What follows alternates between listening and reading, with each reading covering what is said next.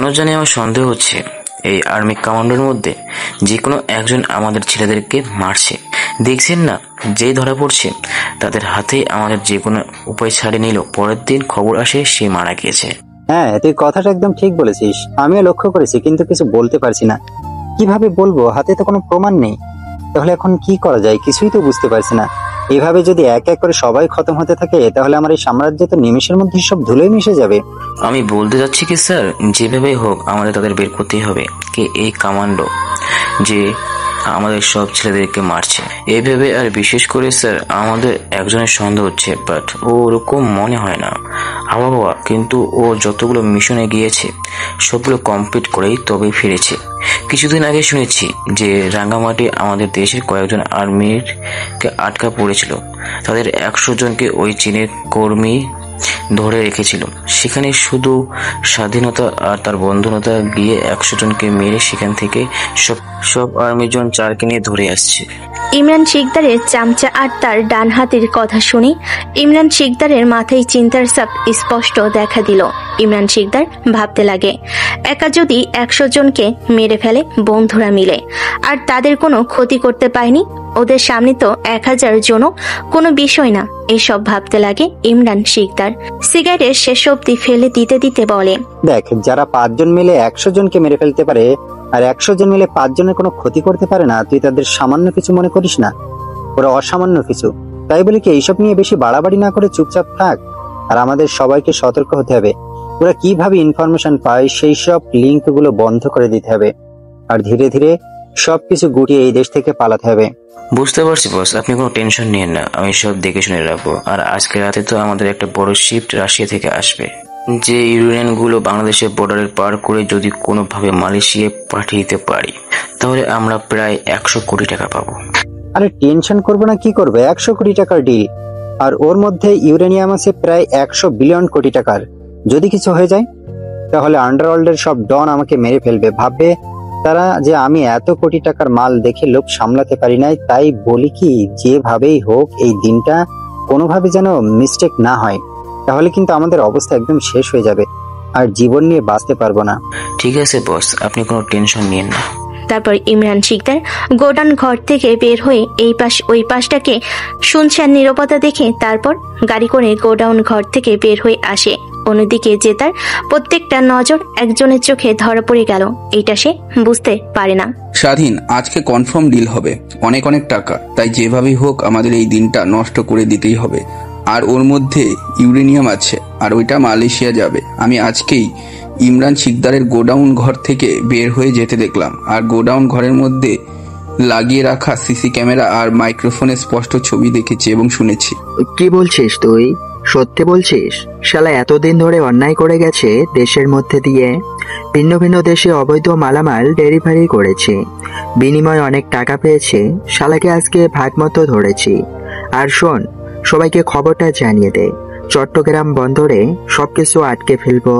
আর ready হয়ে নে, আমাদের এখন বের হতে হবে। আচ্ছা ঠিক আছে, আমাদের গুপ্ত গুহা থেকে আমি সবকিছু নিয়ে গাড়ি করে তোর বাসার সামনে এসে কল দিলেই নেমে আসিস। আর সবাইকে আমি এখনই বলছি। ঠিক আছে। কথাটা বলে যে না স্বাধীন পিছনে ফিরতে যাবে, অগ্নি দেখতে পাই তারপর রাগী দৃষ্টিতে তাকিয়ে আছে। স্বাধীন অবাক হয়ে যায়, ভীত হয়ে যায়। আরে আপু, তুই এত রাতে আমার রুমে? এত ঢং করতে হবে না, আগে এটা বল, এত রাতে উপর হয়ে শুয়ে মনোযোগ দিয়ে কার সঙ্গে কথা বলছিলি? না মানে আপু, জরুরি একটা কল এসেছে। সব বন্ধু মিলে গ্রুপ স্টাডি করে একটা প্রজেক্ট দিয়েছে, ওইটা তৈরি করতে হবে যেভাবেই হোক আগামী 2 দিনের মধ্যেই। তাই এখন বাসা থেকে বের হতে হবে। তাই ওরা ফোন দিয়েছিল, কথা বললাম। ও আচ্ছা, তা বুঝতে পারছি। কিন্তু একটা বিষয় আমার কেমন যেন খটকা লাগে। দিন দিন তো চালচলন আর শরীরের কেমন যেন পরিবর্তন। শরীরগুলো ফুলে গেছে, মনে হয় জিম করিস। আর ঠিক আগের মতো বাসায় থাকিস না, বাসায় না আসিস, রাতে বললে বলিস বন্ধুদের সঙ্গে ছিলি, আড্ডা দিচ্ছিলিস, এটা করছিস ওইটা করছিস, বন্ধুদের সঙ্গে ঘুরতে গিয়েছিস। আচ্ছা আমি তো তোর বোন, সত্যি করে বলবি? সেদিন উঠে তার বোনের কাছে গিয়ে 2 হাত দিয়ে গাল ধরে মিষ্টি কণ্ঠে বলতে লাগে, আপু, তোমাদের কাছ থেকে কি লুকাবো বলো? বাবা মা মরে যাওয়ার পর তুমি আমাকে এত বড় করেছো, তোমার কাছ থেকে লুকানোর কিছুই নেই। আর হ্যাঁ, একটা কথা মনে রাখবে, তোমার ভাই কখনো কোনো খারাপ কাজ করে না, আর খারাপ কাজের সঙ্গে জড়িত নয়। মনে রাখবে, আমি যাই করি ভালো কিছুই করব, তোমার নাম নষ্ট হবে না। আমি জানি তো আমার ভাই কখনো খারাপ কাজ করতেই পারে না, আর খারাপ কাজে পোস্ট হয় দেবে না, কিন্তু তারপরও অনেক ভয় হয়। বুঝতেই পারছিস, তুই আমার একমাত্র বেঁচে থাকার অবলম্বন তুই।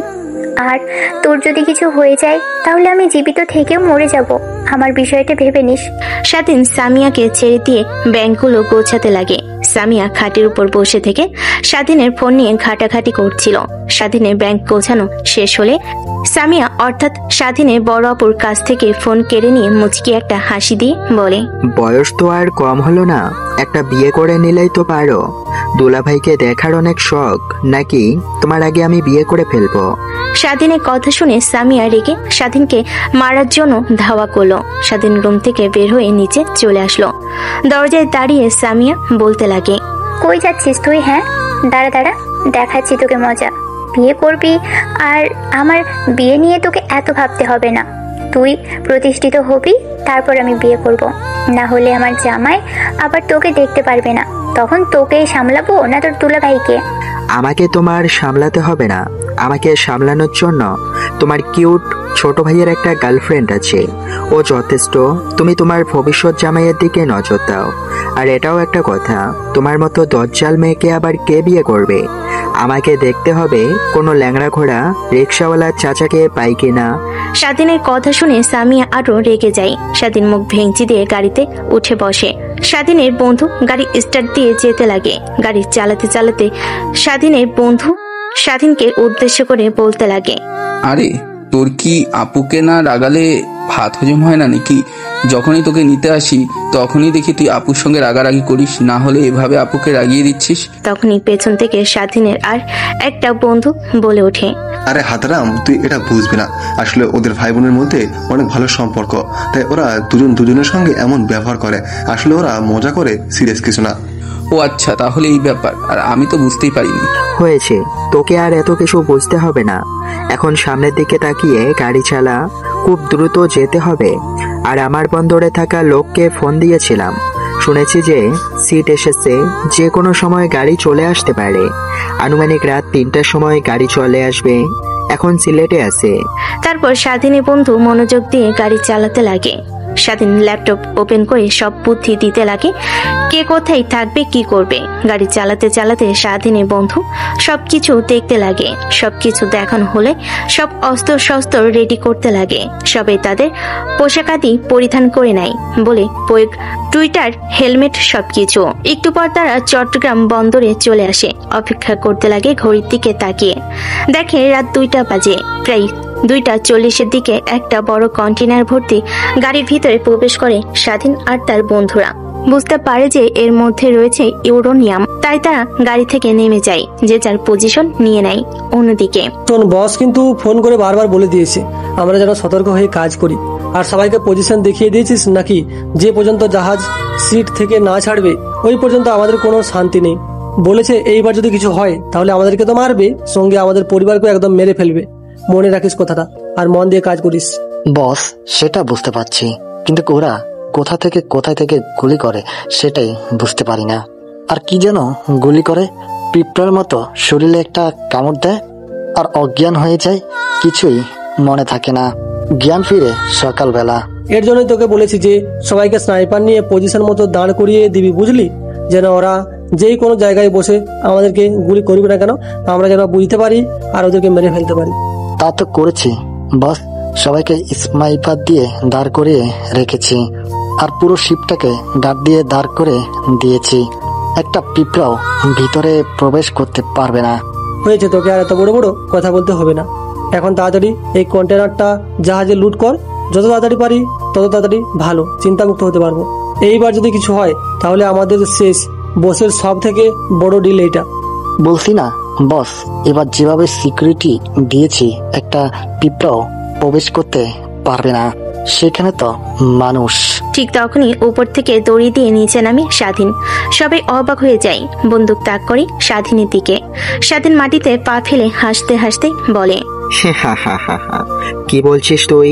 পিঁপড়া আসতে পারবে না ভেতরে? তাহলে তো আমি পিঁপড়া না রে, আমি মানুষ। আর তোর সিকিউরিটি দেখে ওরা ঘুমাচ্ছে, ঘুমের ঔষধ খাইয়ে দিয়ে এসেছি, এখন তোদেরকেও দেব ডোজ। কে তুই? প্রত্যেকবার আসিস, আমাদের কোটি কোটি টাকার সম্পত্তি নষ্ট করে দিয়ে যাস। তোর মাস্কটা একবার খোল দেখি। তুই কে? তোর সাহস কত? আমার সাহস তোকে দেখতে হবে না, তুই পিছনের দিকে তাকালেই সব বুঝতে পারবি। স্বাধীনের কথা শুনে ছেলেটা পিছনের দিকে তাকায়, দেখে সবাই দৌড় লাগিয়েছে। সঙ্গে রনিও। ছেলেটা ভয় পেয়ে যায়, ভয়ে দুই পা কাঁপতে লাগে। পিছন থেকে ছেলেটা বারবার বলতে লাগে, বস কই যান? আমার একলা ফালাইয়া আমার তো এই হালারা মেরে ফেলবে। এতদিন তো ঘুম পাড়ায় রাখছে, এখন যে কথা বলেছি এখন তো চিরদিনের জন্য ঘুম পাড়ায় দিবে। কই যান বস? আমারে নিয়ে যান বস। শালা তোকে বলেছিলাম ভালোভাবে নজরদারি দিতে, আরে কাদেরকে রেখে আসিস?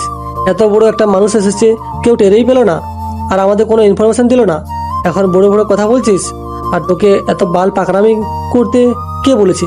কে এত কথা বলতে বলেছে? এখন বস কেমন লাগে? আগে নিজের জীবনটাকে বাঁচাই। ছেলেটা ভয় ভয় সামনের দিকে তাকায়। ছেলেটার দিকে তাকিয়ে স্বাধীন বাঁকা হাসি দিতেই ছেলেটা তার প্যান্ট নষ্ট করে ফেলে। আরে আরে আরে, কি করছিস তুই? প্যান্টের মধ্যে এসব? সি, সর এখান থেকে, যা, তোদের কোনো ক্ষতি করব না। আমার দরকার যা আমি নিয়ে চলে যাব। বাধা দিতে আসলেই তোকে চির দুনিয়া থেকে মুক্তি দিয়ে দেব। স্বাধীনের কথা শুনে দৌড়ে ছেলেটা সেখান থেকে চলে যায়। তারপর স্বাধীন ট্রাকে উঠে ইউরেনিয়ামের কন্টেনারটা নিয়ে শিফটের ভিতর থেকে বের হয়ে চলে আসে। পিছু পিছু তার বন্ধুরা গাড়ি নিয়ে চলে আসে। এক পর্যায়ে ইউরেনিয়ামগুলো একটা জাহাজে করে মাঝ সমুদ্রে নিয়ে গিয়ে জাহাজ ডুবিয়ে সঙ্গে সঙ্গে ইউরেনিয়ামগুলো নষ্ট করে স্বাধীন আর তার বন্ধুরা একটা স্পিড বোট করে কিনারায় ফিরে আসে। তারপর সবাই গাড়িতে উঠে বসে, গাড়ি চালিয়ে ঢাকার উদ্দেশ্যে রওনা হয়। তারপর এক এক করে সবাই তাদের পোশাক খুলতে লাগে, সবার মুখে হাসি রেখা। যাক, আজকেও ভালো ভালো মিশনটা শেষ করতে পারলাম। এখন বুঝতে পারবে ইমরান শিকদার আমার কি জিনিস। শোন, ইমরান শিকদারের কোনো ক্ষতি হয়নি। ওর আন্ডারওয়ার্ল্ডের নাম নষ্ট হবে এটা ঠিক, কিন্তু ও থেমে যাবে না। ওকে ভালোই ভালোই চিনি, কিন্তু আমরা ওর কিছুই করতে পারবো না, কারণ ওর সরকারের অনেক বড় বড় কর্মকর্তারা আছে যারা আমাদের নিমিষেই ধূলিসাৎ করতে পারবে। আর আমার জানা মতে এখনো ইমরান শিকদার আমাদেরকে চিনতে পারে নাই, তাই কোনো অ্যাকশন নিতে পারছে না। চুপচাপ করে আমাদের একের পর এক মিশন সাকসেস করে দিতে হবে, যেন ইমরান শিকদার যে অবধি না সে থামছে সেই অবধি আমরাও থামবো না। এখন বুঝতে পারবে ইমরান শিকদার আমরা কি জিনিস। আরে এইভাবে ইমরান শিকদারে সব নষ্ট না করে আমরা ওকে মেরে ফেললেই তো পারি নাকি? তাহলে তো আর এত পরিশ্রম করতে হবে না। আমাদের গাছের গোড়া কেটে ফেললেই তো হয়, তখন গাছের পাতাও থাকবে না, কোনো ফলও হবে না। গাছ যতই কেটে ফেলিস না কেন, মনে রাখবি যেই পর্যন্ত সে করু পড়ে না ফেলবি সেই পর্যন্ত যতই চেষ্টা করিস না কেন, গাছ থেকে আরেকটা গাছ জন্ম নিতে পারে, আর সেই থেকে বড় একটা বাগানও হতে পারে। তখন গাছের ফল হবে, পাতাও হবে, ছায়াও হবে। হ্যাঁ, তোর প্ল্যান বুঝতে পেরেছি। তাহলে এখন কিভাবে বুঝতে পারবো ইমরান শিকদারকে কারা সাহায্য করেছে? সবাই তো সমাজে মুখের কালো কাপড় পরে ঘোরাফেরা করে, আর সেই জন্যই তো আমরা নাকি সবার মুখ থেকে কালো কাপড় খুলে দেওয়ার জন্য। আর আজকে যদি ইমরান শিকদার খবর পায় তার ডিলটা হয়নি, তাহলে দেখবে সবাই একত্র হবে। আর আমাদের ইমরান শিকদারকে সবসময় করা নজরদারিতে রাখতে হবে, কারণ আমার যা মনে হয় ইমরান শিকদার রেগে যাবে আর সব বড় বড় কর্মকর্তার সঙ্গে কথা বলতে আসবে, কারণ আন্ডারওয়ার্ল্ডের সবাই এখন ওকে মারতে মরিয়া হয়ে পড়বে। তখন আমরা আন্ডারওয়ার্ল্ডের ডনদেরও মেরে ফেলবো, এক ঢিলে দুই পাখি। তারপর স্বাধীন সবাইকে তার প্ল্যানের কথা বলতে লাগে। সবাই স্বাধীনের কথাই একমত হয়। গাড়ি চলতে লাগে। কিছুক্ষণ পর গাড়ি বন্ধ করে সবাই ক্লান্ত থাকায় গাড়ি সাইড করে ঘুমিয়ে পড়ে। অন্যদিকে উত্তর বাচ্চা, তোর এত বড় সাহস আমাকে কিস করিস? তুই জানিস আমি কে? আমার ভাইয়া এই জেলার পুলিশ সুপার, আর তুই কিনা আমাকে কিস করিস? জানিস তোকে কি হাল করবে আমার ভাইয়া? তোকে আজীবনের জন্য জেল খাটাতে পারবে। আপু প্লিজ, আপু আপু ক্ষমা করে দেন প্লিজ। আসলে আমরা বুঝতে পারি নাই যে আপনি এত পাওয়ারফুল একজনের বোন। প্লিজ আমাকে ক্ষমা করে দেন। আর কখনো কোনো মেয়েকে কিস করা তো দূরের কথা, মেয়েদের দিকে তাকাবো না। না না না না না না, তোদেরকে ছাড়া যাবে না, তোরা সুবিধার না। আজ আমাকে, কাল অন্য মেয়েকে টিচ করবি, বলবি সরি। তোদের জন্য এই ভার্সিটিতে ভদ্র নম্র গরিব ঘরের মেয়েরা টিকতেই পারে না, সবাইকে টিচ করিস। তোদেরকে তো এভাবে ছাড়া যাবে না। ভাইয়াকে আগে ফোন করি, তারপর তোদের একটা ব্যবস্থা নিচ্ছি আমি। আপু পায়ে ধরছি আপনার, প্লিজ এবারের মতো ক্ষমা করে দেন। আর জীবনে করব না, এই কান ধরে বলছি প্লিজ এবারের মতো ক্ষমা করে দেন প্লিজ আপু প্লিজ। ছেলেগুলোর কাণ্ড দেখে স্বাধীন হাসতে লাগে। অনেক মানুষের সমাগম দেখে স্বাধীনের বোন অর্থাৎ ভার্সিটির ম্যাডাম সেদিকে এগিয়ে আসে। ভিড় সামনে গিয়ে দেখে ছেলেগুলো কান ধরে নেহার কাছ থেকে ক্ষমা চাইছে। কি হয়েছে এখানে? সবাই এভাবে গোল হয়ে আছো কেন? আর এরা এভাবে কান ধরে ক্ষমা যাচ্ছে কেন? নেহা কি হয়েছে? ম্যাম বলবেন না, এই ছেলেগুলো আমাকে টিচ করেছে। আমি আসতে নিয়েছিলাম, তখন আমার ওড়না ধরে ফেলে, আজে বাজে কথা বলছিল। কিন্তু ওরা তো জানে না আমি কে, এই জেলার পুলিশ সুপারের একমাত্র বোন। আমি ওদের কি হাল করতে পারি ম্যাম, ওরা জানে না। ভাইয়াকে ফোন করব বলেই ওরা পা ধরে কান্নাকাটি করছে। বলেন ওদেরকে আজ ছেড়ে দিলে কাল ওরা আরো বেশি কিছু করবে। নেহা ওদেরকে ক্ষমা করে দাও, যেহেতু ক্ষমা চাচ্ছে ক্ষমা করে দাও। নেক্সট টাইম যদি দেখো কারো সঙ্গে এমন ব্যবহার করছে, তারপরে এর একটা ব্যবস্থা নিও। ছেলেগুলো সবার সামনে এভাবে কান ধরে রয়েছে। ম্যাম অর্থাৎ সামিয়ার কথা শুনে সবাই হাসতে লাগে। ছেলেগুলো করুণ দৃষ্টিতে সামিয়ার দিকে একবার নেহার দিকে তাকায়। তারপর নেহা সবাইকে ক্ষমা করে দেয়। সবাই দৌড়ে সেখান থেকে চলে যায়। দেখতে দেখতে সবাই যে যার ক্লাসে চলে যায়। নেহা তার ক্লাসের দিকে যেতে যাবেন, অনেক পিছন থেকে সামিয়া বলতে লাগে, নেহা এদিকে আসো, একটু শোনো। হ্যাঁ ম্যাম বলুন, কি বলবেন? না মানে তুমি যে বললে তোমার ভাই এই জেলার পুলিশ সুপার, আসলেই কি সত্যি? তুমি তো খুব অল্প দিন ধরে এসেছো, তোমার সম্পর্কে তেমন কিছু জানি না। হ্যাঁ আপু, আসলেই সত্য, বাট আমি কাউকে বিষয়টা জানাতে চাই না। কিন্তু এদের জন্য বিরক্তির জ্বালা দিন দিন বেড়েই চলেছে, তাই বললাম আপনি না বললে সত্যি ভাইয়াকে ফোন করতাম, তখন দেখতেন ভাইয়া এদের কি করতে পারে। প্রথম দিন যখন আমরা এখানে আসি, ভাইয়ার বাইকে করে ফুচকা খেতে গিয়েছিলাম। তখন রাস্তার কিছু ছেলে আমাদেরকে বাজে বাজে কথা বলতে লাগে। তখন ভাইয়া তার ফোন বের করে কল করলে পুলিশ এসে ছেলেগুলোকে দৌড় দিতে পুলিশগুলো ধরে ফেলে। তারপর আমার কাছে আর ভাইয়ার কাছে এসে ক্ষমা চায় পা ধরে। হ্যাঁ হ্যাঁ ঠিক বলেছ, সত্যি। হ্যাঁ ম্যাম সত্যি। তারপর ভাইয়া ক্ষমা করে দেয় ছেলেগুলো। এখন আমাকে দেখলে মাথা নিচু করে সালাম দিয়ে যায়। তারপর নেহা আর স্বাধীনের বোন দুজনে মিলে আড্ডা দিতে লাগে। একটা গাছের নিচে বসে থেকে দুজনে কথা বলতে লাগে। নিমিষেই দুজন ভালো বন্ধু হয়ে যায়। তারপর নেহা তার ক্লাসরুমে চলে যায়, স্বাধীনের বোন তার কেবিনে চলে যায়। ক্লাস শেষ হলে ভার্সিটির ছুটি হলে নেহা তার গাড়ি নিয়ে বের হয়। স্বাধীনের বোন ভার্সিটির সামনে রিক্সার জন্য অপেক্ষা করতে লাগে। নেহা স্বাধীনের বোনের সামনে এসে গাড়ি দাঁড় করিয়ে গ্লাস নামিয়ে মাথা বের করে বলে, ম্যাম কোথায় যাবেন? আসেন গাড়িতে উঠে বসেন, আপনাকে নামিয়ে দিয়ে যাই। না না না, তা দরকার হবে না, তুমি যাও। আমার বাসায় এখান থেকে এই একটু যেতে হবে, আমি একটা রিক্সা নিয়ে নেব। আরে ম্যাম সমস্যা নেই তো, আসেন ভেতরে এসে বসেন। তারপর নেহা গাড়ি থেকে নেমে সামিয়াকে জোর করে গাড়িতে নিয়ে আসে। তারপর সামিয়ার সঙ্গে কথা বলতে লাগে আর ড্রাইভারকে রাস্তা দেখিয়ে দিতে লাগে। ম্যাম আপনার বাসা এইদিকে, আগে তো কখনো বলেন নেই, আর আমার বাসাও তো এইদিকে। কি বলছো তুমি? সত্যি আমার বাসা তো সামনে, যে মসজিদটা আছে তার একদম পাশে। আল্লাহ ম্যাম, আমার বাসা তো ঠিক রাস্তার সামনে, অর্থাৎ আমি আপনার বাসার সামনের বাসায় উঠেছি। কি বলো তুমি? তোমার পরিবার দিয়ে কি সরকার থেকে কোয়ার্টার কিংবা থাকার জায়গা দেয়নি যে তোমরা এই আবাসিক এলাকায় এসে রয়েছো? দিয়েছে, কিন্তু ওইখানে শুধু ভাইয়া থাকে, আর কেউ থাকে না। আর বাবা মার ভালো লাগে না পুলিশের মধ্যে থাকতে, তাই আমরা এখানে বাসা ভাড়া নিয়ে রয়েছি। কি বলো তুমি? তোমার ভাইয়া একা থাকে? তোমার কোনো ভাবি নেই? না ম্যাম, আমার ভাইয়া এখনো বিয়ে করেনি, তাই আমার ভাবি নেই। কিন্তু আপনার মতো একটা কিউট একটা মেয়ে খুঁজছি, কিন্তু পাচ্ছি না ভাইয়ার জন্য। নেহার কথা শুনে সামিয়া রেগে নেহার দিকে তাকায়। সামিয়া বুঝতে পারে বিষয়টা, তাই নেহার হাত জড়িয়ে ধরে ন্যাকামি করে বলতে লাগে, ম্যাম এভাবে তাকিয়েছেন কেন? আমি কিন্তু অনেক ভয় পেয়েছি। আর আমি তো শুনেছি আপনি এখনো বিয়ে করেননি, আনম্যারিড। তো কি হয়েছে? আপনাকে আমার অনেক পছন্দ হয়েছে। যদি আপনি চান বাবা মার সঙ্গে কথা বলতে পারি আমি। দেখো, আমার একটা ভাই আছে, ছোট, লেখাপড়া করছে ও এখনো। আমার ইচ্ছে আমার ভাইকে প্রতিষ্ঠিত করে তবেই বিয়ে করব, যতই বয়স হোক না কেন। আর আমার ভাইয়ের আমার ব্যতীত কেউ নেই। মা বাবা সেই ছোটবেলায় মারা গিয়েছে। আমার ভাইকে আমি অনেক স্ট্রাগল করে এত দূর নিয়ে এসেছি, তাই সেই পর্যন্ত ওকে একটা ভালো জব আর পারফেক্ট লাইফ দিতে না পারছি, সেই পর্যন্ত আমিও বিয়ে করব না। ও আচ্ছা, তাহলে এই ব্যাপার। ম্যাম সমস্যা নেই, আমার ভাইয়াও এখন বিয়ে করতে চাচ্ছে না। নেহা, তুমি কিন্তু অনেক দুষ্ট হয়ে গেছো। আর এত ম্যাম বলতে হবে না।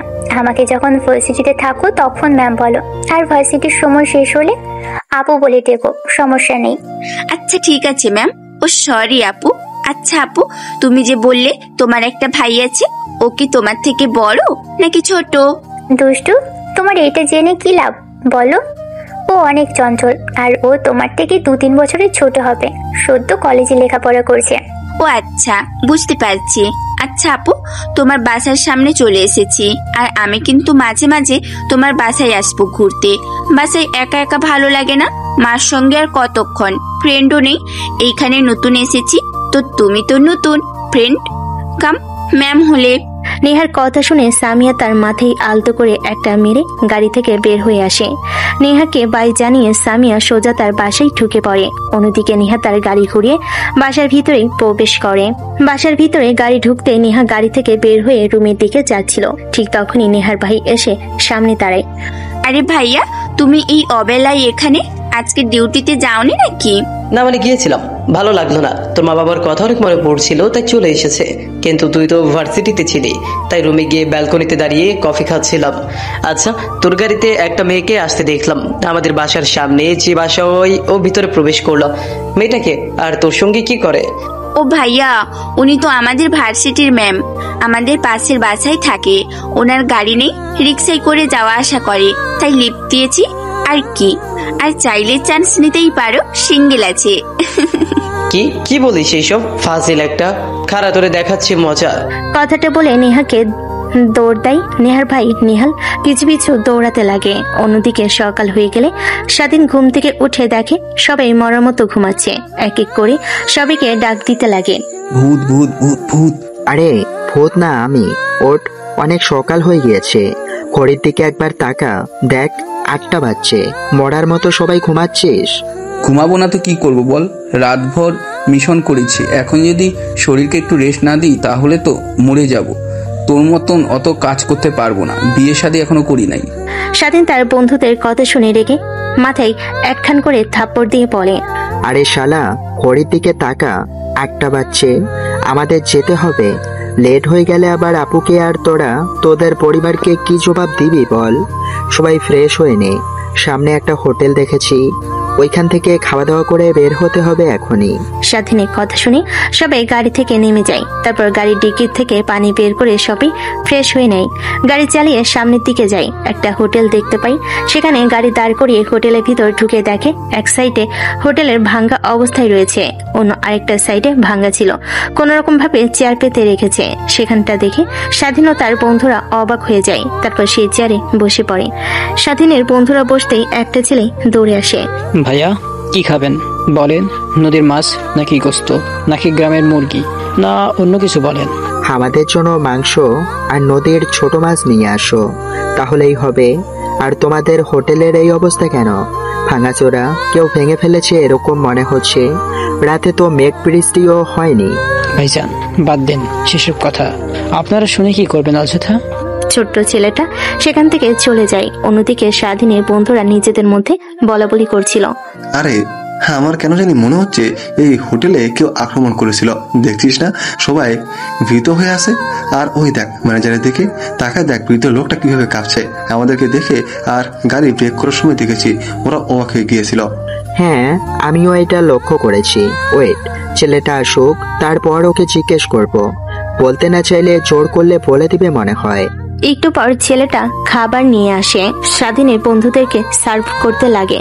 সার্ভ করা শেষ হলে যেই ছেলেটা চলে যেতে যাবে তখনই স্বাধীন পিছন থেকে ছেলেটাকে উদ্দেশ্য করে বলতে লাগে, আচ্ছা তুমি তো বললে না যে তোমার হোটেল এভাবে কে ভেঙেছে? আর তোমাদের দেখে এত ভীতু লাগছে, আর ভাইয়ের তো দেখাচ্ছে কেন? কি আর বলবো ভাই, দুঃখের কথা। এই একটা হোটেল দেখেছেন, এখানে অনেক ভালো বেচা কেনা হয় আল্লাহর রহমত। এটা দিয়ে আমরা বাড়ি দিয়েছি। একটা টুকটাক চলে যাওয়া আমাদের বোনের লেখাপড়া, আমিও লেখাপড়া করি, মাঝে মাঝে বাবাকে সাহায্য করতে আসি। কিন্তু এখানে শকুনের নজর পড়েছে। এই জায়গাটা আমার বাবা অনেক ভালো রান্না করে, তার রান্না সবাই পছন্দ করে, এইখানে খেতে আসে। তাই দেখা দেখি আমাদের পাশের আরেকটা হোটেল দিয়েছে, কিন্তু ওইখানে কেউ যায় না। কিন্তু এটা দিয়েছে ওই গ্রামের নামকরা চেয়ারম্যানের ছোট ভাই, কিন্তু রান্না ভালো না হয় কেউ চায় না। আমাদের রান্না ভালো হয় আমাদের কাছে আসে, আর ওরা সহ্য করতে পারে না। ওরা আসে ফাংশুর করে যায় আর বলে আমরা যেন এই হোটেল বন্ধ করে ফেলি, না হলে আমাদের নাকি খবর আছে। আর বলেছে যদি হোটেল চালাতে চাই তাহলে আমাদেরকে ওরা যে হোটেল দিয়েছে তার খরচ দিতে হবে 50 লক্ষ টাকা। বলেন তো ভাই, এতগুলো টাকা কোথা থেকে জোগাড় করবো আমরা? বাবা চিন্তিত হয়ে আছে, বাবাকে দেখে অনেক খারাপ লাগছে আমার, কিন্তু কি আর করব, আমিও এখন ছোট আছি। ও আচ্ছা, এই ব্যাপার। আর তোমাদের উপরে জোর জবরদস্তি করেছে ওরা? আর কি বলেছে? সকালে আসবে টাকার জন্য। এখন তো সকাল, ওরা একবার আসুক টাকার জন্য, তারপর দেখাচ্ছি ওদের। স্বাধীনের কথা শেষ না হতেই পিছে এক এক করে 2টা প্রাইভেট কার ব্রেক করে, যেগুলো একদম স্বাধীনদের প্রাইভেট কারের মতো দেখা যায়।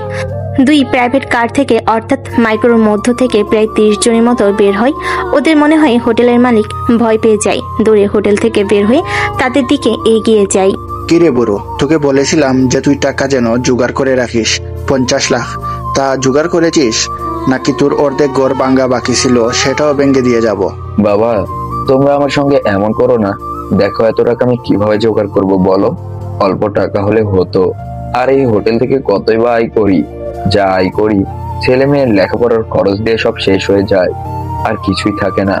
তোমাদের এত টাকা আমি কিভাবে পূরণ করব? তারপর আমি চেষ্টা করছি বাড়ির পাশের জায়গাটুকু বিক্রি করে দেব, কিন্তু তাও এতগুলো টাকা কোনোভাবে জোগাড় হচ্ছে না। আমাকে আর কিছুদিন সময় দিন, আমি ঠিক টাকা জোগাড় করে আপনাকে দিয়ে দিব। আরে বুড়ো, তোকে অনেক সময় দিয়েছি, আর দিতে পারবো না। আর যদি না পারিস তাহলে এই দোকান থেকে চলে যা, ভাঙবো না, এইখানে আমরা কাজ করব। আর যদি বেশি বাড়াবাড়ি করিস তাহলে সব ভেঙে মুছে দিয়ে যাব। কথাটা বলেই সবাই হাসতে লাগে। বৃদ্ধ লোকটা মাটিতে লুটিয়ে পড়ে হামাগুড়ি দিয়ে তাদের দিকে 2 হাত জোর করে কান্না করতে লাগে আর আকুতি মিনতি করতে লাগে। বৃদ্ধ লোকটার কান্না করতে দেখে ছেলেগুলো আরো যেন মজা পায়, আরো হাসতে লাগে। স্বাধীনা তার বন্ধুরা হোটেলের মধ্য থেকে সব দেখছিল, রাগে যেন তাদের গা দিয়ে আগুন বের হতে লাগে। আর কন্ট্রোল করতে না পেরে তারা 5 জন বের হয়ে আসে, বৃদ্ধ লোকটাকে উঠে দাঁড় করায়। স্বাধীন আর তার বন্ধুদেরকে দেখে লোকগুলো বৃদ্ধাকে সরাই দিয়ে বলে, কি রে বল, এগুলো কি এনেছিস? আমাদের মারার জন্য নাকি? দেখেছিস ওরা মাত্র 5 জন আর আমরা 30 জনের মতো। ওরা তো আমাদের সামনে 1 সেকেন্ডও টিকতে পারবে না। তুই শুধু শুধু টাকাগুলো নষ্ট করেছিস। আর এই তোদের বলছি, যদি কোনো ক্ষতি করব না, আর তোদের মারার আমাদের কোনো দরকার নেই। স্বাধীনের অনেক হাসি পায়, কিন্তু নিজের হাসিকে আটকে রাখে। দেখতে চায় যে লোকগুলো কি করে স্বাধীনরা সেখান থেকে যায় না। লোকগুলো একের পর এক বৃদ্ধ লোকটাকে হুমকি দিতে লাগে। স্বাধীনের রাগ উঠে যায়। স্বাধীন দৌড়ে যায়, গিয়ে যে লোকটা হুমকি দিচ্ছিল তার নাকে গিয়ে ঘুষি দিতে লোকটা খানিকটা দূরে গিয়ে নাক ধরে বসে পড়ে। লোকটা নাকে হাত দিয়ে দেখে রক্ত বের হচ্ছে। সবে সেই দিকে তাকিয়ে স্বাধীনের দিকে আবার তাকায়। তোরা ভুল সময়ে ভুল জায়গায় আর ভুল মানুষকে থ্রেট দিচ্ছিস। তোরা নিজেরাই জানিস না আমরা কি। যদি নিজেদের ভুল স্বীকার করে আঙ্কেলের কাছ থেকে ক্ষমা চেয়ে আর তার যা ক্ষয়ক্ষতি করেছিস তার টাকা দিয়ে এখান থেকে চলে যা, যদি বাঁচতে চাস। না হলে তোরা একটাও এখান থেকে হেঁটে বাড়িতে ফিরতে পারবি না, জেলখানাও যেতে পারবি না। এই তোরা তাকিয়ে তাকিয়ে কি দেখছিস? শালাকে মার, ওর এত বড় সাহস, আমার এরিয়াতে এসে আমাকে হুমকি দিয়েছে, আর আমাকে নাকি ঘুষি দিয়ে নাক দিয়ে রক্ত বের করেছে। তোদের বলতে হবে নাকি শালাকে মেরে একদম মাটিতে মিশিয়ে দে। লোকটার কথা শুনে সবে স্বাধীনকে মারতে আসে। এক এক করে গাড়ির মধ্য থেকে শক্ত রড নিয়ে আসে স্বাধীনকে মারার জন্য। সবাই এগিয়ে আসে, স্বাধীনের বন্ধুরা হাসতে লাগে। বৃদ্ধ লোকটা তাদের দিকে ট্যাপ ট্যাপ করে তাকিয়ে থাকে। আরে বাবা, তোমরা এভাবে তাকিয়ে হাসছো কেন? ছেলেটাকে ঠেকাও, না হলে এরা ভালো না, ছেলেটাকে মেরে ফেলবে। দেখো, আমি চাই না আমার জন্য তোমাদের কোনো ক্ষতি হোক। আরে আঙ্কেল, ভয় পাবেন না, আপনি জানেন না আমরা কারা, শুধু তাকিয়ে তাকিয়ে দেখেন কি হয়। তারপর ছেলেগুলো দৌড়ে আসে স্বাধীনকে মারার জন্য। স্বাধীন তার প্যান্টের পকেট থেকে একটা চেন বের করে হাত টান দিতে চেনটা একটু বড় হয়ে যায়। এক এক করে আসতে লাগে স্বাধীনকে মারার জন্য, আর স্বাধীন চেন দিয়ে সবাইকে বেধরম মারতে লাগে। এক পর্যায়ে মাটি থেকে শক্ত রড তুলে এক এক করে সবার মাথায় আঘাত করতে লাগে। সবাই মাটিতে লুটিয়ে পড়ে, কারণ নাক মুখ আবার কান দিয়ে রক্ত বের হচ্ছে অনেকের। নিমিষেই সবাই মাটিতে লুটিয়ে পড়ে, কারোর গায়ে একটু শক্তি নেই উঠে দাঁড়ানোর। তারপর স্বাধীন তার পকেট থেকে ফোন বের করে কাছে থাকা থানায় ফোন করে লোকেশন জানিয়ে দেয়। পিছনে ফিরে তার বন্ধুদের দিকে যেতে লাগে। ছোট্ট ছেলেটা হাতে এক বালতি পানি নিয়ে স্বাধীনের দিকে দৌড়ে আসে। ভাইয়া, এই বালতিতে পানি নিয়ে এসেছি, হাত পরিষ্কার করে নিন, রক্ত লেগে আছে। তারপর স্বাধীন হাত পরিষ্কার করে নেয়। একটু পর পুলিশ চলে আসে। স্বাধীন তাদের পরিচয় দিতেই সবাই স্যালুট করে। বৃদ্ধ লোকটা আর ছোট ছেলেটা অবাক হয়ে যায়। সবাইকে পুলিশ আরো মারধর করে গাড়িতে করে সেখান থেকে নিয়ে যায়। আর যাবার সময় স্বাধীন পুলিশ অফিসারকে কিছু একটা বলেন। তারপর তার বন্ধুরা আবার খাবার টেবিলে বসে পড়ে। ছেলেটা দৌড়ে স্বাধীন ও তার বন্ধুদেরকে আবার খাবার দিতে লাগে। স্বাধীন অবাক হয়, ছেলেটাকে পিছন থেকে ডাক দিতে ছেলেটা স্বাধীনের সামনে এসে দাঁড়িয়ে পড়ে। কি করছো তুমি? সবাই তো খেলাম, আবার খাবার নিয়ে আসছো যে? না মানে আপনি তো অনেক মারামারি করলেন, তাই আর কি ভাবতেছি আপনার খিদা লেগেছে। টিভিতে দেখি তো মুভিতে যে মারামারি করে, আসলে অনেক খিদা লাগে, তাই খাবার খাই। তাই আমি আপনার জন্য আবার খাবার নিয়ে আসছি। আরে বাবা, তুমি পাগল নাকি? টিভিতে যা দেখা যায় বাস্তবের সঙ্গে তার কোনো মিল নেই। তুমি সব নিয়ে যাও, আমরা এখন আর কিছুই খাবো না। আর কত টাকা বিল হয়েছে বলো আমাকে। আরে ভাইয়া, কি বলছেন? খাবারের টাকা আপনার কাছ থেকে নিব কেন? আপনি আমাদের এত বড় উপকার করলেন, তা বলার বাইরে। আপনাকে অনেক অনেক ধন্যবাদ, আর আপনার উপর চিরকৃতজ্ঞ আমি আর আমার বাবা। কথাগুলো বলে ছেলেটা খাবার টেবিল থেকে খাবারগুলো নিয়ে চলে যায়।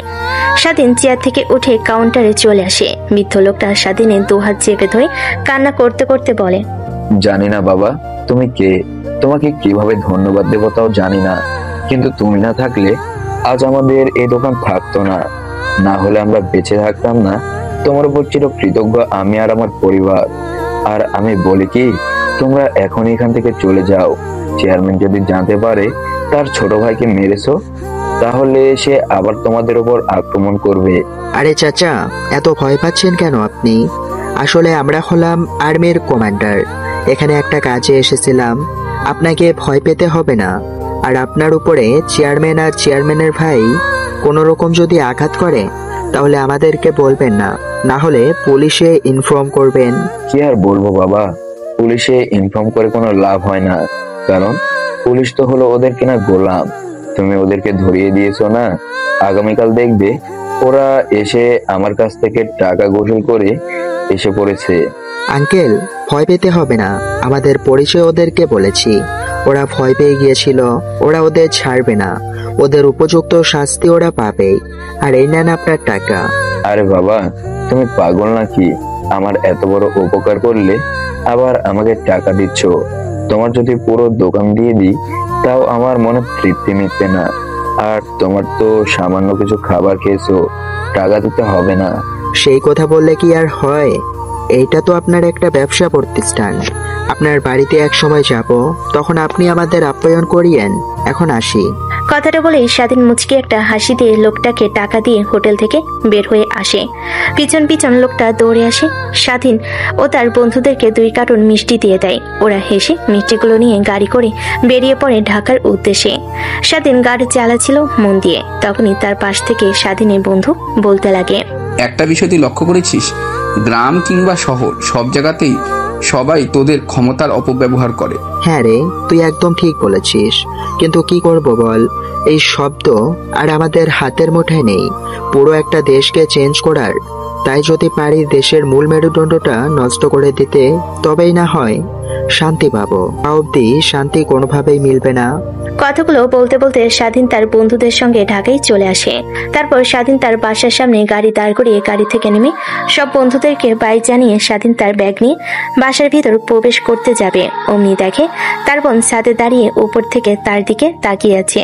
স্বাধীন ছাদের দিকে তাকিয়ে একটা কিস ছুড়ে দেয়। অন্যদিকে এসব বেলকনিতে দাঁড়িয়ে নেহার ভাই দেখতে লাগে। তারপর বাসার ভিতর ঢুকে পড়ে সোজা। রুমে গিয়ে ব্যাগ রেখে ওয়াশরুমে চলে যায়। ফ্রেশ হয়ে বাইরে আসে, দেখে খাবার টেবিলের উপর খাবার বেড়ে রাখা, পাশে তার বোন বসে ফোনে যেন কি করছে। আপু, তুমি এইখানে আর আমার ফোন হাতে নিয়ে কি করছো? দিন দিন তুই কেমন যেন চেঞ্জ হয়ে যাচ্ছিস। আগের মতো তুই নেই, আমার ভাই চেঞ্জ হয়ে গিয়েছে। তাই দেখছি ফোনে তার কোনো গার্লফ্রেন্ড আছে কিনা আবার। সামিয়ার কথা শুনে স্বাধীন পিছন থেকে তার বোনকে জড়িয়ে ধরে আলতো করে একটা কপালে চুমু দিয়ে বলে, আপু কি বলো এসব? তুমি আমি আবার গার্লফ্রেন্ড অসম্ভব। আমি এখনো এতটুকু একটা বাচ্চা ছেলে, আর তোমাকে এত কিছু ভাবতে হবে না তো।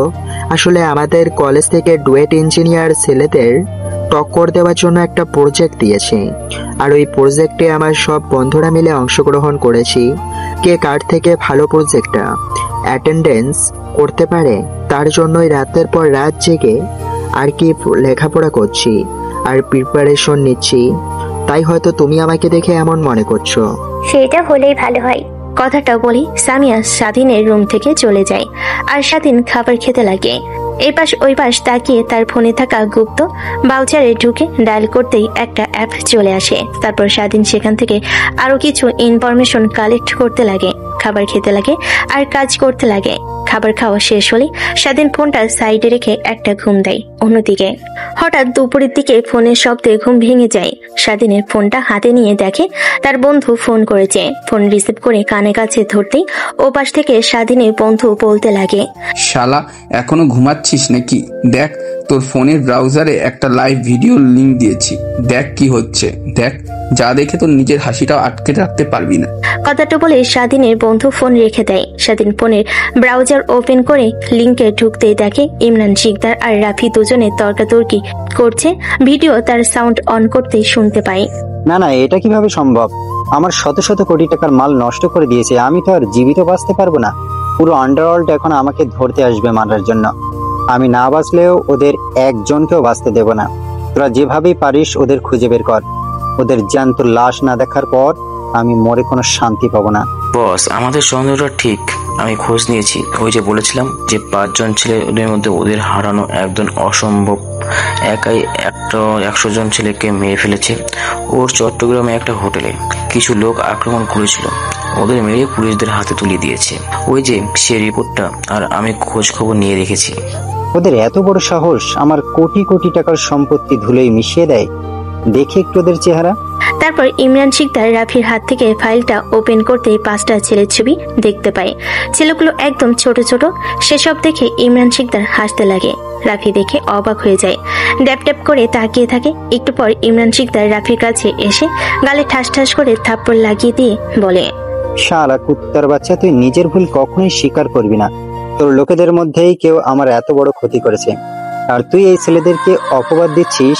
দেখ, ছেলেগুলো এত ছোট, এরা কিভাবে পারবে তোর মতো এত বড় মাফিয়া আর তোর শত শত লোকের বিরুদ্ধে লড়াই করতে? আমার তো দেখে মনে হয় এদের সামনে যদি বন্দুক নিয়ে দাঁড়ায় এরা মুতে ফেলবে।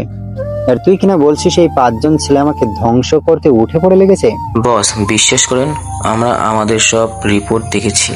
ওদের চলাফেরা, কথাবার্তা সব আমি ওদের নিজের চোখে পর্যবেক্ষণ করেছি। কিন্তু কারো উপর আমার এত সন্দেহ হয়নি, কিন্তু এর উপর সন্দেহ হচ্ছে আমার। আর আপনি ছোট কাদের বলছেন? বড় বড় আর্মির অপারেশনে যায়। এই যে দেখেন ছেলেটা, এর কম বয়স হলো কি হবে? এ হচ্ছে আর্মির কমান্ডো, আর এরা হলো এই একজন লিড করার কথাই সব চলে। কি বলছিস তুই? আদৌ কি সত্যি? সত্যি না হলে কি স্যার, আপনি চাইলে ওদের সম্পর্কে খোঁজ নিতে পারেন। ও আপনাদের ডান হাত আর্মির মেজন। আপনি ওনার কাছ থেকে খোঁজ নিন, তাহলে তো জানতে পারবেন সবকিছুই। আর ওরাই ওই 100 জনকে মেরে এসেছিল। ওদের দেখতে ছোট মনে হলো, কিন্তু ওরা অনেক ভয়ঙ্কর। রাফির কথা শুনে ইমরান শিকদারের মাথায় স্পষ্ট চিন্তার ছাপ দেখা যায়। ইমরান শিকদার ভাবতেও পারছে না যে এই সকল ছোট ছেলেরা কিনা তার বিরুদ্ধে লেগে গিয়েছে তাকে ধ্বংস করার জন্য। দেখে তো একদম ভোলো ভালা ইনোসেন্ট চেহারা, কিন্তু এর মধ্যে লুকিয়ে আছে ভয়ঙ্কর কিছু। ভাবতেই পারছে না তারা। বস, আপনি কিছু ভাবছেন? হ্যাঁ ভাবছি, এত ছোট ছোট ছেলে কিভাবে আমার বিরুদ্ধে লেগে গেল। আর এদের কি পরিবার নেই? এদের পরিবার কি জানে যে এরা এত বড় একটা কাজ করে?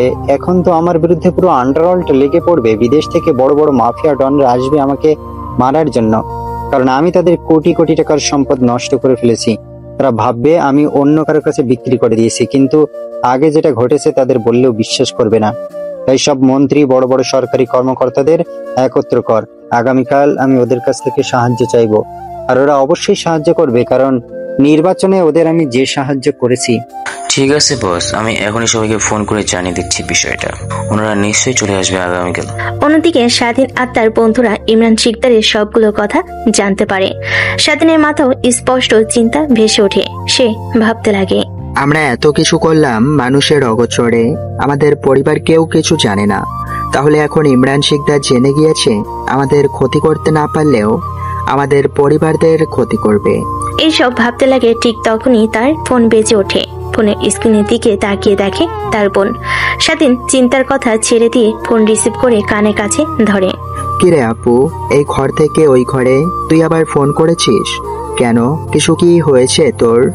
আরে না, কিছুই হয়নি। আসলে একটু বাইরে ঘুরতে বের হয়েছি আমার এক স্টুডেন্টের সাথে, তাই আগে তোকে জানিয়ে দিলাম যেন চিন্তা না করিস আমাকে নিয়ে। আর আমি ঠিক চলে আসবো সন্ধ্যা হওয়ার আগেই।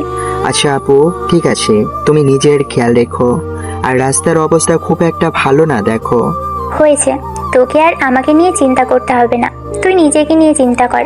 আমি ঠিক সময় চলে আসবো। আর টেবিলের উপরে তোর জন্য খাবার বেড়ে রেখেছি, সময় মতো খেয়ে নিস। হ্যাঁ, ওকে, ঠিক আছে আপু। কথাটা বলে স্বাধীন ফোন কেটে দেয়। স্বাধীনের চিন্তা হতে লাগে ইমরান শিকদার যে কথা বলল যদি তার বোনের কোনো ক্ষতি করে, কিন্তু ভাবতে লাগে ওদের খোঁজ খবর বের করতে অন্তত তার একটা দিন লেগে যাবে। এই অল্প সময়ের মধ্যে কখনোই কিছু বের করতে পারবে না, এসব চিন্তা করছিল। আবার ফোন বাজতে লাগে। ফোন রিসিভ করে লাউড স্পিকারে দিয়ে ল্যাপটপ নিয়ে কাজ করতে লাগে। ভাই, এখন কি করব? আমাদের সম্পর্কিত সবকিছু ইমরান শিকদার জেনে গেছে। এখন আমাদের যদি কোনো ক্ষতি না করতে পারে, আমাদের পরিবারকে যদি ক্ষতি করে, তখন কি হবে ভাবতে পেরেছিস তুই? আমাদের জন্য আমাদের পরিবার নষ্ট হয়ে যাবে। তাদের নষ্ট হয়ে যাবে বলে কি ভাইয়া ইমরান শিকদারের কাছে গিয়ে ক্ষমা চাই? ওরা ক্ষমা করে দেবে আমাদের ছোট দেখে। আরে কি বলছিস তুই? তোর মাথা ঠিক আছে? আমরা আবার ক্ষমা চাইব? চিন্তা করিস না, কিছুই হবে না। ইমরান শিকদারকে আমাদের পরিবারের দিকে তাকানোর আগেই ওকে এই চির দুনিয়া থেকে নিষ্ক্রিয় করে ফেলবো। আর তোদের এসব নিয়ে ভাবতে হবে না। মন দিয়ে যাদের যে কাজ দিয়েছি সেই কাজ কর। আর কোনো প্রয়োজন বা সমস্যা হলে আমাকে ফোন করিস তোরা, যেন পাকনামি করে কোনো কাজ না করিস। আর ইমরান শিকদারকে মারা শেষ হলে, ওর পুরো গ্যাংকে ধ্বংস করা শেষ হলে, আমি আর তোরা তোদের পরিবারকে সব সত্যি বলে দিব। আর্মি কমান্ডোর জোর আমরা। আচ্ছা ঠিক আছে, তা বুঝতে পেরেছি। এখন ফোন রাখি। আর ভাই, আমার কিন্তু অনেক চিন্তা হচ্ছে। আমরা এখন যদি ইমরান শিকদারের কাছে গিয়ে ক্ষমাও চাই, তাও আমরা বাঁচতে পারবো না, আমাদের মেরে ফেলবে। এর থেকে মাথা নিচু না করে মাথা উঁচু করে শেষ নিঃশ্বাস পর্যন্ত লড়াই করে যাব। স্বাধীনের কথা শুনে সবাই সায় জানায়। তারপর স্বাধীন ফোন বন্ধ করে ল্যাপটপে কাজ করতে লাগে। কাজ করতে করতে অনেকটা সময় পার হয়ে যায়। ক্ষুধা লাগায়, খাবার টেবিলে গিয়ে খেয়ে নেয়। অন্যদিকে, আচ্ছা আপু, তোমার ছোট ভাইকে দেখতে কেমন? কোন ক্লাসে পড়ে?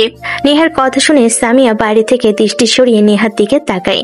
ভুরু কুঁচকে উদ্দেশ্য করে বলতে লাগে, সেটা তুমি জেনে কি করবে? আর ও তোমার থেকে অনেক জুনিয়র, উল্টাপাল্টা কথা একদমই ভাববে না। তোমার ভাইয়া কিন্তু সামনে বসে আছে। ভাইয়াকে ভয় পাই কে? ভাইয়াকে দেখি বড় বড় ক্রিমিনালরাও ভয় পায়, কিন্তু আমি এতটুকু ভয় পাই না। কথাটা বলে নেহা তার ভাইয়ের মাথার চুল টানতে লাগে পিছন থেকে। আরে নেহা, কি করছিস? স্যার, ড্রাইভ করছি, দেখছিস না অ্যাক্সিডেন্ট করবো কিন্তু। কথাটা বলা শেষ হতেই তাও নেহা ছেড়ে দেয় না। সামিয়া জোর করে নেহার হাত সরিয়ে দেয়।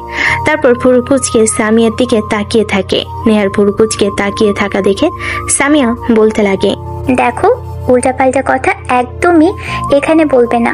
তুমি দিন দিন অনেক খারাপ হয়ে যাচ্ছ। আর এমনিতেও তোমাকে সরিয়ে নিয়ে আসলাম, গাড়ি অ্যাক্সিডেন্ট করলে তোমাদের সঙ্গে আমিও অ্যাক্সিডেন্ট করে মারা যাব, এর জন্যই, এর থেকে বেশি কিছু না। হ্যাঁ হ্যাঁ, বুঝতে পেরেছি। তো তুমি যে কিসের জন্য ভাইয়ার মাথা থেকে আমার হাত কেন সরালে তা বুঝতে পেরেছি।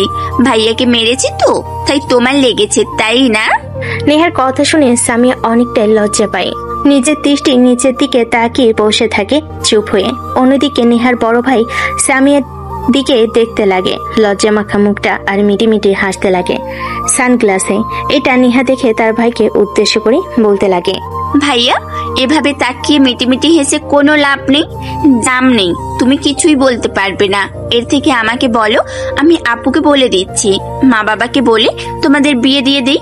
আমার কিন্তু ভাবি হিসেবে ম্যামকে সরি স্বামী আপুকে অনেক পছন্দ হয়েছে। জানি মা বাবার অনেক পছন্দ হবে। আপুটা অনেক হার্ডওয়্যার করে, এত দূর পর্যন্ত এসেছে, জানো তুমি?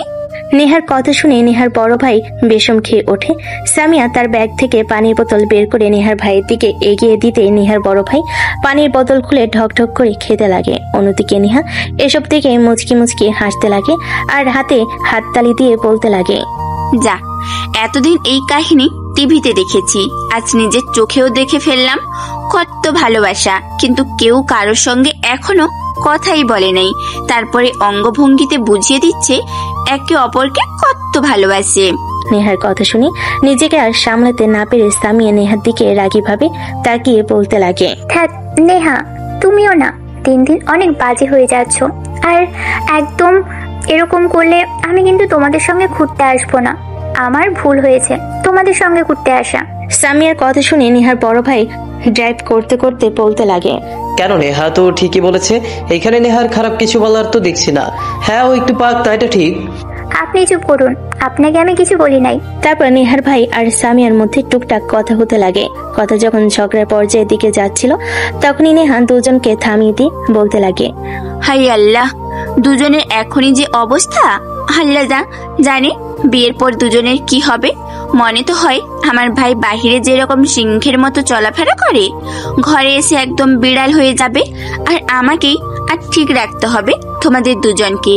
আচ্ছা আপু, তোমার ভাই যদি বড় হতো না, তোমার ভাইকেও বিয়ে করে ঘর জামাই করে রাখতাম, কিন্তু কি আর করার, ছোট তো।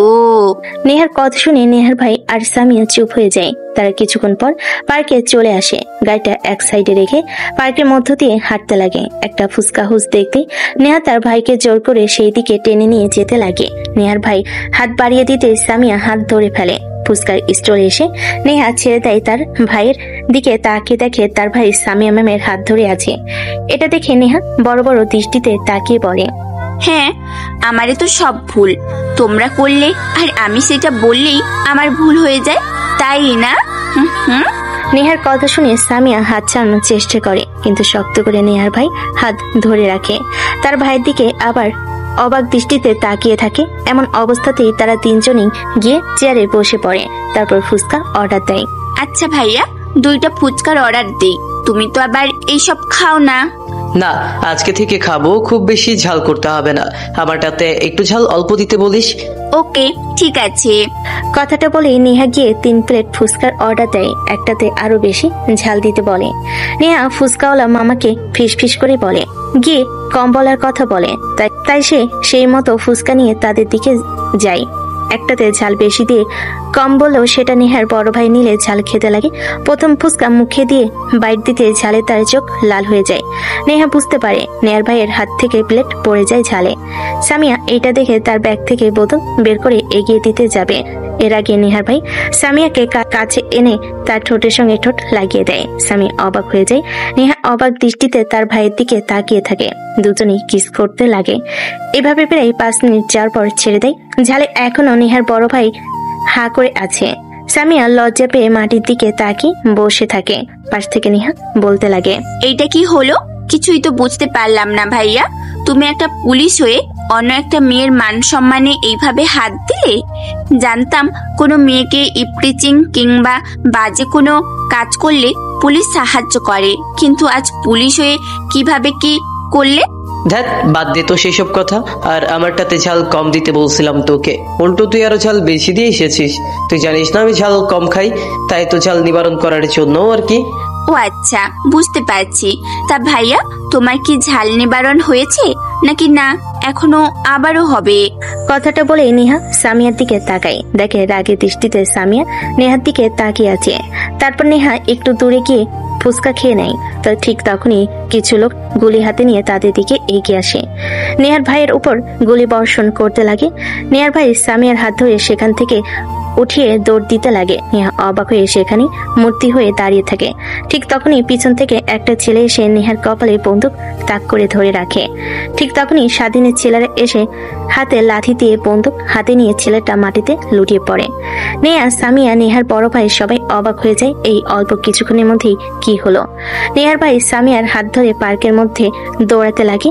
সে ভালো করে জানে এগুলো ছেলের সঙ্গে সে একা পেরে উঠবে না। ঠিক তখনই স্বাধীন দৌড় লাগায় তাদের দিক পিছন থেকে ছেলেগুলোর উপরে আক্রমণ করতে লাগে। একে করে সবাইকে মেরে মাটিতে ফেলে দেয়। নেহার ভাই যখন দেখতে পায় তাদের পিছে আর কেউ নেই, অবাক হয়ে যায়। পিছনে ঘুরে তাকাতেই তো সামিয়া আরো বেশি অবাক হয়। পিছনে ঘুরে নেহার ভাই দেখে প্রায় 30 জনের মতো ছেলে মাটিতে লুটিয়ে পড়ে আছে আর এদিক ওদিক গড়াগড়ি করছে। কারো মাথা দিয়ে রক্ত, কারো মুখ দিয়ে, কারো নাক দিয়ে রক্ত বের হচ্ছে। স্বাধীন রেখে নেহার ভাইয়ের দিকে যায়। তার হাত থেকে সামিয়ার হাত ছাড় নিয়ে পার্ক থেকে বের হয়ে বাসায় চলে আসে। অন্যদিকে নেহার ভাই অবাক হয়ে শুধু তাকিয়ে দেখে। একটু পর নেহা তার দিকে দৌড়ে আসে। নেহার ভাই নেহাকে জড়িয়ে ধরে কপালে চুমু দিয়ে বলে, বোন, তোর কিছু হয়নি তো? তোকে কোনো ক্ষতি করতে পারেনি ওরা? না ভাইয়া, কিছুই হয়নি। বাট ওই ছেলেটা এভাবে একা এতগুলো লোকের সঙ্গে ফাইট করলো, ও কি তোমার ডিপার্টমেন্টের ছেলে নাকি? না, আমার ডিপার্টমেন্টের কেউ না, আমিও তো চিনতে পারছি না। আর এইভাবে সামিয়ার হাত ধরে টেনে নিয়ে গেল। আচ্ছা, ছেলেটা কি হয় সামিয়ার? আরে ভাইয়া, আমিও তো সেইটাই বুঝতে পারছি না, কে এই ছেলেটা? এটা তো আবার ম্যামের ভাইও না তো। কিন্তু তা হতে যাবে কেন? ম্যাম তো বললো তার ভাইয়া ছোট আর সে তো কলেজে পড়ে। কিছুই মাথায় ঢুকছে না। এখন চলো তো এখান থেকে, আর তোমার পুলিশদেরকেও বলো এদেরকে যেন ধরে নিয়ে লকআপে রাখে। নেহার কথা শেষ হতে নেহার ভাই ফোন বের করে পুলিশ ফোর্সকে ফোন দিলেই তারা চলে আসে। সবাইকে গাড়িতে করে পুলিশ স্টেশনে নিয়ে যায়। তারপর নেহা আর তার ভাই দুজনেই গাড়ি করে সামিয়াদের বাসার সামনে এসে দাঁড়ায়। গাড়ি থেকে বের হয়ে নেহা আগে আগে নেহার ভাই নেহার পিছে পিছে আসতে লাগে। দরজার সামনে এসে কলিং বেল দিতেই একটু পরে সে স্বাধীন দরজা খুলে দেয়। আপনারা কারা আর এইখানে কাকে চান? না, মানে এটা সামিয়া আপুর বাসা না? আর আপনি তো সামিয়া আপুকে এখানে জোর করে নিয়ে এসেছেন। হ্যাঁ, আর সামিয়া আমার আপু হয়। আচ্ছা, ভিতরে আসেন আপনারা। স্বাধীন পিছনে তাকিয়ে নেহার ভাইকে দেখে একটু রাগ হয়, কিন্তু ভেতরে নিয়ে আসে। নেহা আর নেহার ভাই এসে সোফায় বসে পড়ে। দেখে সামিয়া সোফায় বসে আছে। নেহাকে দেখতে পেয়ে উঠে দাঁড়ায়। ও, তোমরা এসেছো? তোমাদের কোনো ক্ষতি হয়নি তো? না, হয়নি। এই ছেলেটা আপনার ভাই বললেন অনেক ছোট, কিন্তু দেখি একাই এতগুলো লোকের সঙ্গে ফাইট করে আমাদের বাঁচিয়েছে। আমি এত কিছু বুঝতে পারছি না। আর এরা কারা? হঠাৎ আমাদের উপর এভাবে আক্রমণ করলো? মানে কিভাবে যে বলি, আমি জেলার পুলিশ সুপার। অনেক লোক আসে আমার কাছে অন্যায়ের অনেক ডিল নিয়ে, কিন্তু সেগুলো অবৈধ কাজ, তাই আমি না করে দিই। কোটি কোটি টাকার ডিল আসলে আমি রাজি হই না। আমি সৎভাবে কাজ করতে চাই। আর হয়তোবা এই ছেলেগুলো তাদের লোক কিংবা তারাই পাঠিয়েছে আমাকে মারার জন্য, আর বহুবার আমাকে থ্রেট দিয়েছে, কিন্তু আমি কিছু মনে করিনি। সরি, আমার জন্য আজ আপনার এত বড় ক্ষতি হতে নিয়েছিল। অন্যদিকে স্বাধীন দাঁড়িয়ে সব শুনছিল, কিন্তু সে ভালো করে জানে এখানে নেহার ভাই না, সে অপরাধী। তার জন্যই তাদের উপর আজ আক্রমণ করতে নিয়েছিল। স্বাধীন চলে যায়, গিয়ে কপি করে নিয়ে এসে তাদের দেয়। তারপর নেহার ভাইয়ের পাশে বসে বলে, আই এম সরি, আসলে আমি তো অনেক রেগে গিয়েছিলাম। আমি আমার বোনকে কখনো একা বের হতে দেইনি। আমি সর্বক্ষণ থেকেছি, আর আমার বোন বাহিরেও খুব একটা যায় না। তো আপনাদের সঙ্গে বের হয়েছে আর এভাবে আক্রমণ হয়েছে, তাই রেগে গিয়েছিলাম। আরে না, এখানে সরি বলার কি আছে? তোমার জন্যই আজ আমরা বেঁচে গিয়েছি, না হলে বেঁচে ফিরে আসতে পারতাম না। তারপরে স্বাধীন, নেহার ভাই, নেহা, সামিয়া চারজনে মিলে কথা বলতে লাগে। এইভাবে অনেক রাত হয়ে যায়। তারপর নেহা আর তার ভাই বাসায় চলে যায়। স্বাধীন দরজা আটকে দিয়ে সোফায় বসে পড়ে। স্বাধীন কিছু বলতে যাবে, এর আগে সামিয়া স্বাধীনকে উদ্দেশ্য করে প্রশ্ন করে, আজ তোকে দেখে আমি একদমই চিনতে পারছি না। আমার ভাই কিনা সরল সোজা একটা ছেলে, সে কিনা একাই 30 জনকে মেরে মাটিতে ফেলে দিয়েছে। আর এক একজনের যে অবস্থা করেছে, মনে হয় না তারা আর কখনো এই অন্যায় কাজ করবে। আচ্ছা সত্যি করে বলবি ভাই, তুই কে? তোর এই শান্ত চেহারার মাঝে কিছু যে লুকিয়ে আছে, এটা আমি ঠিক ভালোভাবে বুঝতে পারছি। সামিয়া প্রশ্নের জবাবে স্বাধীন কি বলবে বুঝতে পারে না, আমতা আমতা করে বলতে লাগে, না মানে আপু, আসলে তখন কি যে হয়েছে আমার কিছুই বুঝতে পারলাম না। হঠাৎ করে ওদের উপর আক্রমণ করে বসলাম। আসলে তোমার দিকে কেউ তাকালে ওদের মতো অবস্থা করব, আর আমার কিছুই মনে নেই। মনে হলো পাগলের মতো হয়ে গিয়েছিলাম, তখন নিজেই বুঝতে পারি নাই। আমার কথা বাদ দাও, আগে তুমি এটা বলো, পাশে যে একটা ছেলে ছিল, কি যেন নাম? ও মনে পড়েছে, জিশান। জিশান ভাইয়া আর তোমার মধ্যে কি চলছে? হ্যাঁ। স্বাধীনের কথা শুনে সামিয়া লজ্জা পেয়ে যায়, নিচের দিকে তাকিয়ে বলতে লাগে, না মানে তোকে কি করে যে বলি বুঝতে পারছি না। আসলে জিসানকে আমার অনেক পছন্দ হয়েছে। আজকে আমাদের ফার্স্ট মিট ছিল, কিন্তু ছেলেটা অনেক ভালো জানিস, আমাকে অনেক কেয়ার করেছে। কিন্তু কিভাবে কি যে হঠাৎ করে গুলি হলো আমরা নিজেও বুঝতে পারলাম না। আর তুই কি করে জানলি এসব বিষয়? যেখানে আমার বোন কখনো প্রয়োজন হলেও বাইরে বের হয় না, সেই কিনা ঘুরতে বের হয়েছে, তাই একটু খটকা লাগলো। তোমার ফোনের লোকেশন তো আমার কাছে আসে, তাই লোকেশন দেখতে দেখতে পার্কে চলে যাই। তোমরা যে ফুচকা খেতে খেতে কি করেছো আমি কিন্তু সব দেখেছি। আচ্ছা জিশান ভাই কি বিষয়টা জানাচ্ছি, আর ওনার পরিবারকেও বলছি যে হেতু আমাদের কেউ নেই, বড় বোনের বিয়ের কথা আমাকে বলতে হবে। আরে না না ভাই, প্লিজ কিছু করিস না। আমি চাচ্ছি যে তুই বিয়ে করবি, প্রতিষ্ঠিত হবি, একটা চাকরি করবি, তারপর আমি বিয়ে করব। তোকে রেখে চলে গেলে তোকে কে দেখে শুনে রাখবে? সময় মতো কে খাবার খাওয়াবে দেবে? এইটা নিয়ে তোমাকে ভাবতে হবে না। তুমি যদি চলে যাও আমি আর একটা মেয়ে নিয়ে আসবো। কি বলছিস এসব তুই? আরে আপু, নেগেটিভ মাইন্ডে কেন নিচ্ছ তুমি? তোমার বিয়ে হলে আমি একটা বিয়ে করে ঘরে বউ নিয়ে আসবো, আর আমার সংসার চালাবে। তুমি যতদিন পর্যন্ত না আমি টাকা উপার্জন করছি, ভালো একটা কোম্পানিতে চাকরি না দিচ্ছি। সেটা নিয়ে তোকে ভাবতে হবে না। তোকে কার সঙ্গে বিয়ে দেব এটা ঠিক করা আমার অলরেডি হয়ে গিয়েছে। স্বাধীন টেবিলের উপরে থাকা জগ থেকে পানি ঢেলে গ্লাসে করে খাচ্ছিল। হঠাৎ বোনের এইরকম কথা শুনে বেশম খেয়ে উঠে স্বামী এসে স্বাধীনের মাথায় হাত বুলিয়ে দিতে লাগে। স্বাধীন পানি খাওয়া শেষ হলে সামিয়ার দিকে তাকিয়ে বলে, কিভাবে কি? আর এখনই আমার যার সঙ্গে বিয়ে তাকে পছন্দ করে রেখেছো? আমার কি পছন্দ বলতে কিছুই নেই? আজ পর্যন্ত তোর জন্য যা করেছি তা ভুলে যাস না। আর আমি যাকে পছন্দ করেছি আমি ভালো করে জানি সে তোর যোগ্যই হবে। এখন এইসব কিছু না ভেবে মন দিয়ে লেখাপড়া কর। মনে রাখবি, যে পর্যন্ত না চাকরি বাকরি হচ্ছে তোর, সে পর্যন্ত কোনো বিয়ে শাদী হবে না। কথাটা বলে সামিয়া তার রুমে চলে যায়। স্বাধীন সেইখানে আর বসে না থেকে রুমে গিয়ে দরজা আটকে দেয়। ফোন বের করে তার বন্ধুদের ফোন করে, শোন, ওরা অলরেডি আমাদের খুঁজে পেয়ে গিয়েছে। ওরা আমার বোনের উপর আক্রমণ করেছিল, আমি বেছে নিয়ে এসেছি। তোরা তোদের পরিবারকে যতদিন না ইমরান শিকদারকে শেষ করতে পারছি, ততদিন একটু নিরাপদ স্থানে পাঠিয়ে দে, আর সব সময় পাহারা দিয়ে রাখবো। আরে শালা, তুই শুধু শুধু টেনশন করছিস। আসলে ওরা তোর সম্পর্কে এবং আমাদের সম্পর্কে কিছুই জানতে পারেনি। বসকে বলে আমাদের সার্ভার থেকে সবকিছু মুছে দিতে বলেছি, মুছেও দিয়েছে, তাই ইনফরমেশন কিছু পায়নি ওরা। আসলে ওরা তোর বোনকে মারতে নয়, ওরা তোর বোনের সঙ্গে একটা ছেলে ছিল, উনি হলেন এই জেলের পুলিশ সুপার, তার উপর আক্রমণ করেছে। আমি সব খবর বের করেছি, জানতাম তুই এমন কিছু একটা ভাববি আর এইরকম প্রশ্ন করবি। ও আচ্ছা, তাহলে এই ব্যাপার। আর তারপরেও তোরা একটু সতর্ক হয়ে থাকিস। ইমরান শিকদারের হাতে কিন্তু দেশের নামি দামি সব সরকারি উচ্চপদস্থ কর্মকর্তারা, আমাদের ইনফরমেশন বের করতে ওর খুব একটা সময় লাগবে না। আরে ভয় পাস না, এর আগে ওকে মেরে ফেলবো। বলছি, আন্ডারওয়ার্ল্ডের ডনরা সবাই হুড়হুড় করে বাংলাদেশে আসছে। আগামীকাল হজরত শাহজালাল আন্তর্জাতিক বিমানবন্দরে যে প্লেনটা ল্যান্ড করবে রাত 2টায়, ওই প্লেনটা বড় বড় সব আন্ডারওয়ার্ল্ডের ডনরা আসছে ইমরান শিকদারকে মারার জন্য। আমি তো এরকম কিছু একটাই আশা করেছিলাম। যাই হোক, ভালোই হলো। এখন পুরো দেশ নয়, পুরো পৃথিবী থেকে বড় বড় ডনদের খতম করতে পারবা। সেটা হয়তো ঠিক বলেছিস, কিন্তু ভুলে যাস না ওরা আন্ডারওয়ার্ল্ডের ডন, ওদের ক্ষমতা অনেক, আর ওদের কাছে অনেক নাম না জানা অনেক ভয়ঙ্কর ভয়ঙ্কর অস্ত্র আছে, যা আমরা এই কয়েকজন তাদের সঙ্গে খুব সহজেই পেরে উঠবো না। হ্যাঁ হ্যাঁ, তাতে আমি ভালো করে জানি। তাই ওদের কোনো জায়গায় মারবো যেন ওদের হাতে হাতিয়ার থাকে না, কেনা বেচা ফিরতে যেন না পারে। শোন, আমি এখনই আপুকে কিছু একটা বলে আমাদের গুপ্ত তো গোডাউনে ঘরে আসছি, তোরাও চলে আয়। তারপরে না হয় যা বলার সেখানেই বলবো। আচ্ছা ঠিক আছে, আমরা আসছি। কথাটা বলেই স্বাধীন ভাবতে লাগে কিভাবে তার বোনকে এখন ম্যানেজ করবে। যদি সন্দেহ করে যেই ভাবা সেই কাজ। স্বাধীন তার রুম থেকে বের হয়ে তার বোনের রুমের দিকে যায়। আলতো করে খুলে দেখে সামিয়া ফোনে কথা বলছে।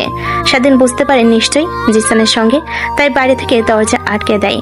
স্বাধীন ভালো করেই জানে আগামীকাল সকাল 5টা না হওয়া অবধি তার বোন আর বাহিরে বের হবে না। তাই দরজা লাগিয়ে তার রুম থেকে একটা ব্যাগে ল্যাপটপ আর প্রয়োজনীয় কিছু জিনিস নিয়ে বাসা থেকে বের হয়ে যায়। বাসা নিচে নামতে একটা কালো গাড়ি এসে স্বাধীনকে নিয়ে যায়।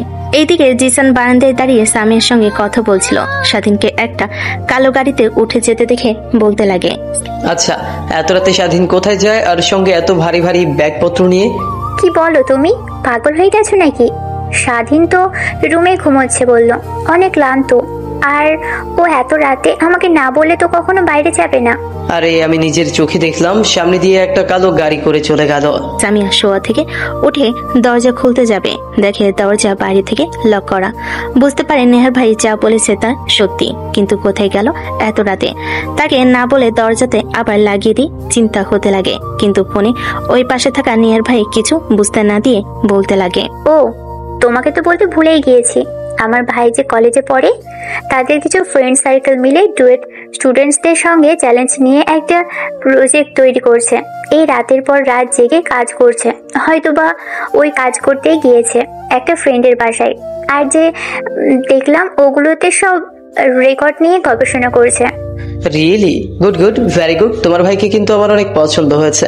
আমি পুলিশ সুপার হয়ে যেখানে এতগুলো ছেলের সঙ্গে মারামারি ফাইট করতে ভয় পেয়ে পিছিয়ে যাচ্ছিলাম, সেইখানে তোমার ভাই এসে এতগুলো ছেলেদেরকে নিমিশে মেরে ফেললো, এইটুকু একটা ছেলে হয়ে। আমার মাথাতেও কিছু ঢুকছে না, যেখানে আমার ভাই সরল সোজা কখনো মারামারি করতো না, সেই কিনা এতগুলো লোকেদের মেরে ফেলেছে। আর তুমি একটা পুলিশ সুপার হয়েও ভিতর ডিপ্পা আমাকে নিয়ে দৌড়তে লেগে গেলা। বাদ দাও সেই সব কথা। আমি একটা বিষয় চিন্তা করেছি, জানি না তাতেও তুমি রাজি হবে কিনা, কিন্তু আমার ভাই অনেক ট্যালেন্টেড। আমি জানি আমার ভাই ভবিষ্যতে অনেক ভালো কিছু করবে যদি ওকে একটু সাপোর্ট দেওয়া হয়। আরে না, সমস্যা নেই, বলো কি বলবে।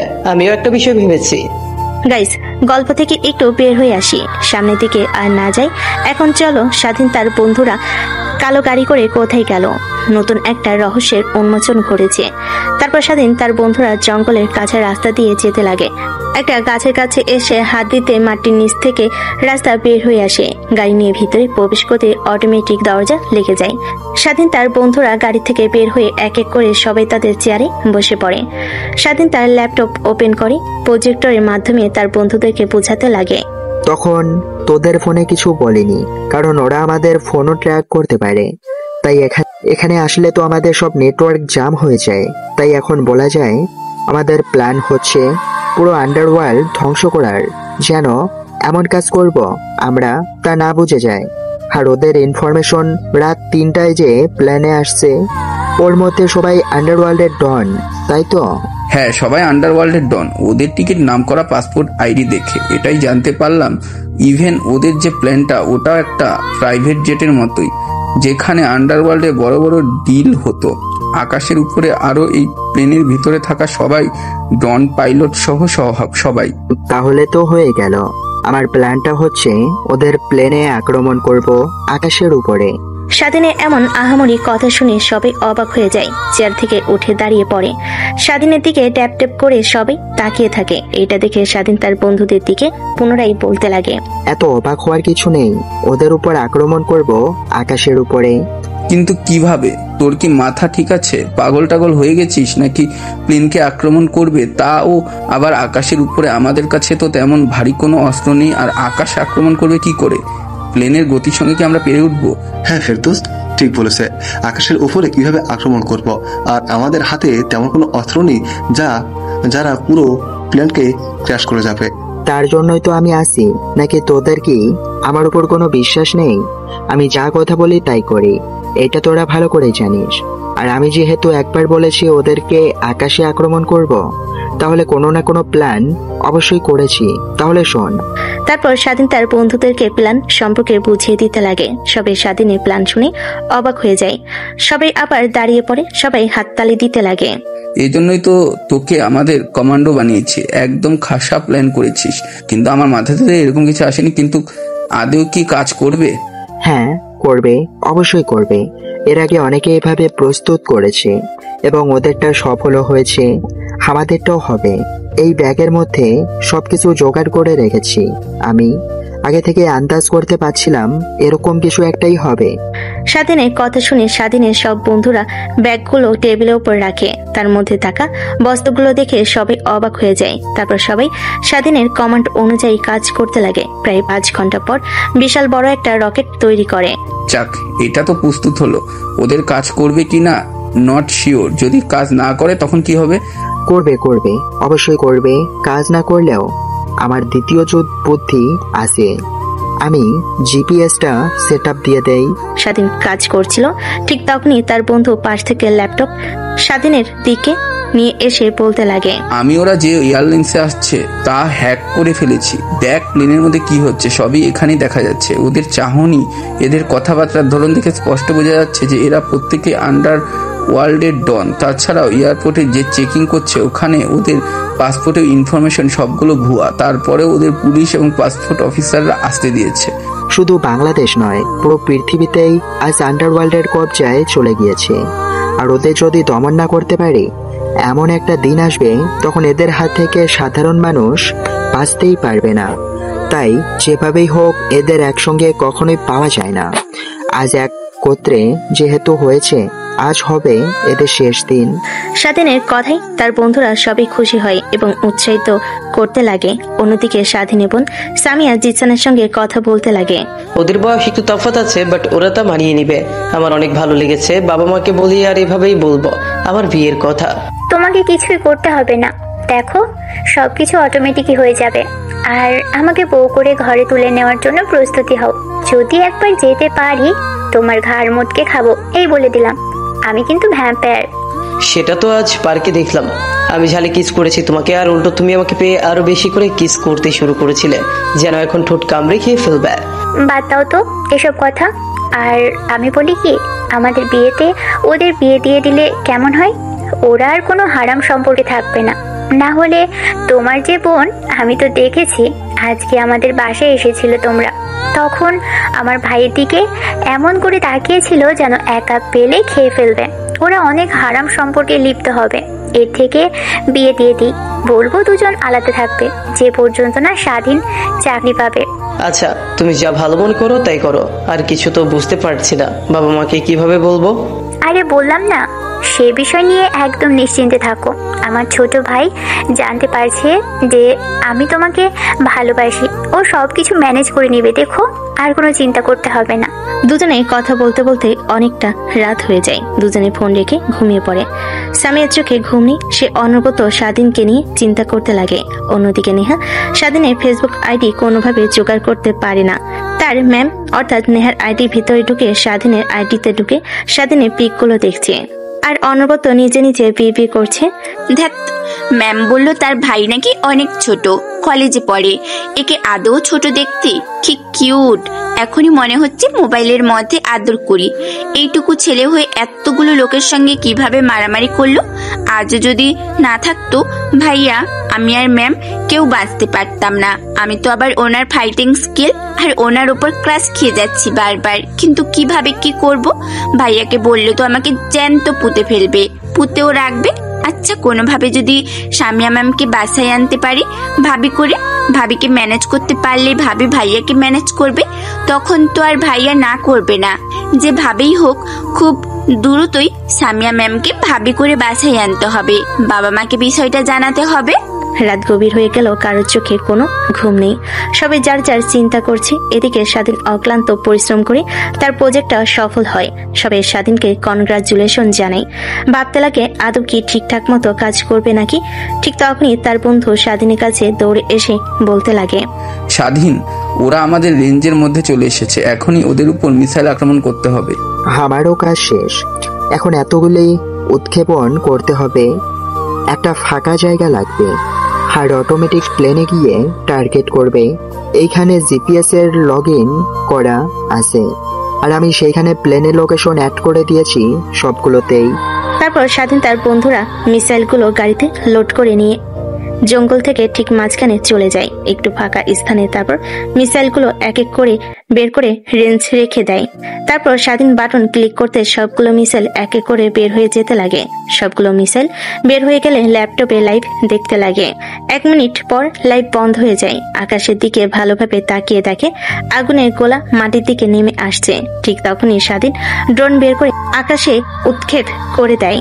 প্লেনের একটু কাছে নিয়ে গিয়ে দেখে পুরো প্ল্যানটা ক্র্যাশ করেছে। মিসাইলগুলো তার যথাযথ কাজ করছে, তাই কেউ বের হতে পারে না। কয়েক ন্যানো সেকেন্ডে পুরো প্লেন জ্বলে পুড়ে একাকার হয়ে গিয়েছে। এমন অবস্থায় বাজে কোনো সম্ভাবনা নেই কারোর। ঠিক তখনই পাশ থেকে স্বাধীনের বন্ধুরা স্বাধীনকে এসে জড়িয়ে ধরে চিৎকার করে বলতে লাগে, আমাদের মিসাইলটা সফল হয়েছে আর ওরা সবাই মারাও গিয়েছে। তোর মাথাতে এসব আজগুবি চিন্তা কোথা থেকে আসে রে? যাক, আন্ডারওয়ার্ল্ডের ডনরে মারতে পারলাম। এখন শুধু দেশের মধ্যে থাকা ডন আর নেতা যারা অন্যায় কাজ করে তাদের পালা, তাদেরকেও মেরে ফেলবো খুব দ্রুতই। কি বলিস তুই? হ্যাঁ, খুব দ্রুত বলতেই আজকে রাতে হবে ওদের সবার শেষ রাত। আমি ওদের সবার খুঁটিনাটি জোগাড় করেছি। এই দেখ ভিডিও, আর এইখানে সবার লিস্ট আছে। স্বাধীনের কথা অনুযায়ী তার বন্ধুরা ভিডিও আর লিস্ট দেখতে লাগে। সবার মাথা যেন চড়ক গাছে উঠে যায়, কারণ তারা ভাবতেই পারেনি এত পাওয়ারফুল মানুষ এদের পিছে পড়ে আছে। আর সমাজের মাঝে তারা যে শান্ত নিরীহ রূপ ধরে রেখেছে, বাস্তবে তারা অনেক ভয়ঙ্কর। এগুলো কি সত্যি? এরা তো অনেক ভালো আর দেশের সেবা করে। এরা কিভাবে এত বড় বড় মাফিয়াদের পিছনে থাকতে পারে? তোদের সবাইকে দেখ, একটা ফাইল সেন্ড করেছি। ওদের যে সন্দেহ করেছি আর ওরা যে আদেও কাজের সঙ্গে লিপ্ত কিনা তার প্রপার ডিটেলস আর ভিডিও আছে। তোরা হয়তোবা ঘুমিয়ে থাকিস, কিন্তু রাত হলে আমি বের হয়ে পড়ি আর সব খুঁটিনাটি জোগাড় করতে লাগি। আগামী 1 মাস 1 নিমিষেও চোখে ঘুম আসতে দেয়নি। রাত ভরে ইনভেস্টিগেশন করেছি, আর আমি এটাও জানতে পেরেছি যে আজ ওরা মন্ত্রী সাহেবের বাংলো বাড়িতে সবাই একত্রিত হবে সকালে 5টার দিকে, কারণ তখন সবাই ঘুমিয়ে পড়ে, জানো, কেউ সন্দেহ না করতে পারে। কারণ তাদের সাপোর্ট দেওয়ার লোকটাই ইমরান শিকদার, আর ইমরান শিকদার এখন ভয়ে আছে, তাই সবাই একত্র হচ্ছে। তাহলে এত আর ভাবাভাবি কি দরকার? আবার লেগে পড়ি। এখন বেশি করে মিসাইল তৈরি করে আবার বাংলো বাড়ির উপরে ফেলে দিলে নিমিশেই পুরো বাড়ি সহ সকল মন্ত্রীরা নিমিশেই মরে যাবে। কে বলেছে তোদের মাথায় বুদ্ধি নাই?